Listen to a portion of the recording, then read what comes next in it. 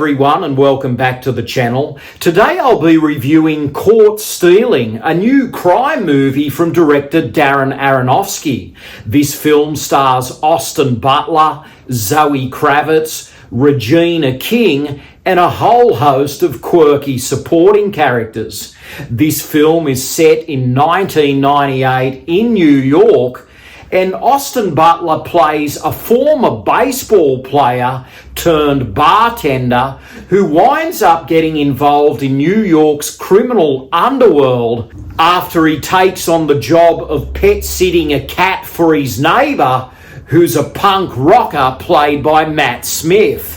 Now, this movie is quite the ride. It's fast-paced, it's gritty, it has a lot of characters, but they do develop them well. It's an exciting movie and it has a lot of twists and turns. You really don't know where it's going to veer next, but Austin Butler at the heart of this is very charismatic. He puts in a rather charming performance, and he's really showed some promise here that he could become the next big movie star.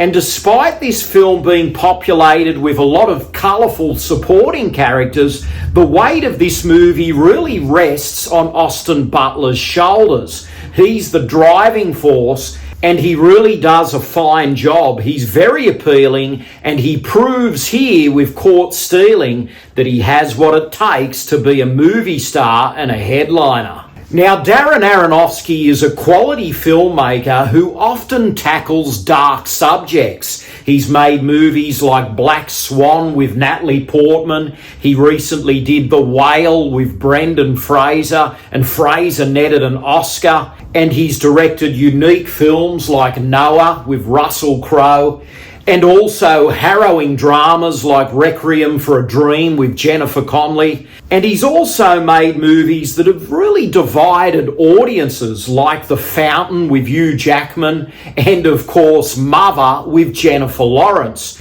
So he has this catalogue of work that often explores darker themes, and they can be quite depressing at times, disturbing, but a lot of them are wonderfully acted.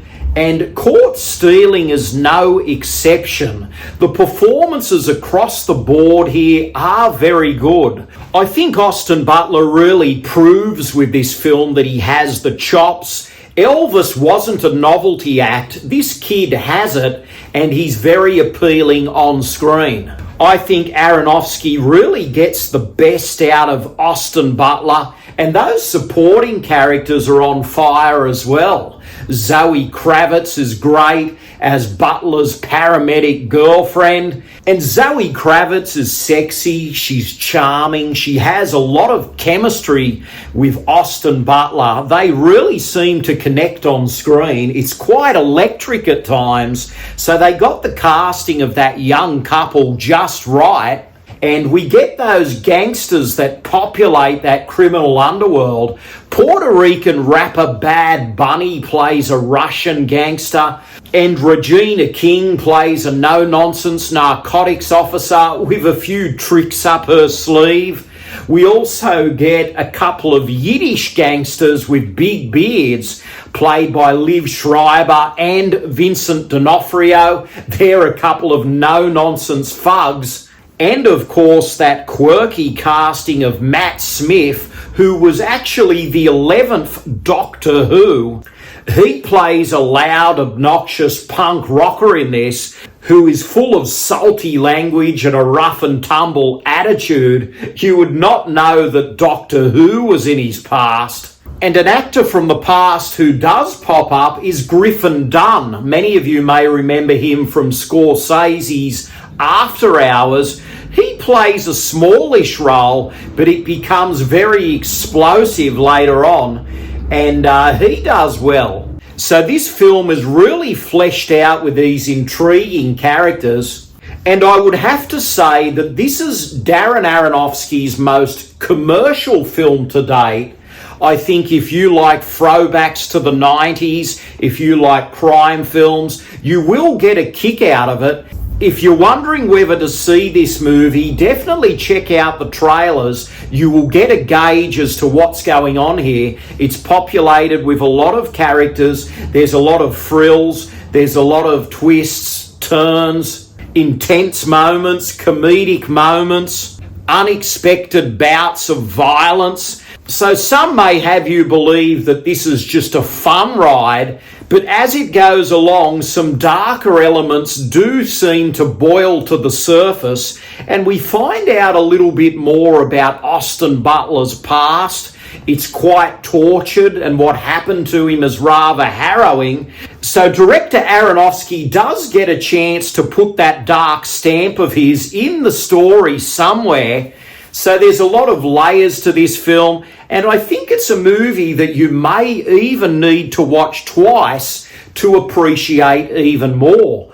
And there's a moment that happens in this film about 40 minutes in, and it will shock you. It may even derail some people's enjoyment, but I think Austin Butler is charismatic enough that you stay on board, you stay the course, and you continue to go on the journey. So there is unexpected moments here, there's dark turns, there's beatings, shootings, and there's even a likeable cat that will grab some people's attention. So overall, it was nice to see Darren Aronofsky lend his style of filmmaking to something more commercial and very different. This is a throwback to some of those movies that came out in the late 90s, like Guy Ritchie's Lock, Stock and Two Smoking Barrels, and it also reminds me of that great gritty Australian crime film Two Hands, starring Heath Ledger and Brian Brown. And as this is a New York-based movie, it does share some comparisons with Scorsese's After Hours. So if you're a fan of that, you should enjoy this ride.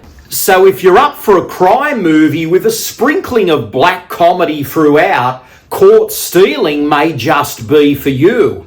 Overall, it's very gritty, it's loaded with bad language, bursts of violence, and a harrowing backstory. So it really packs a wallop. So your enjoyment of this film may depend on how much grit you can take.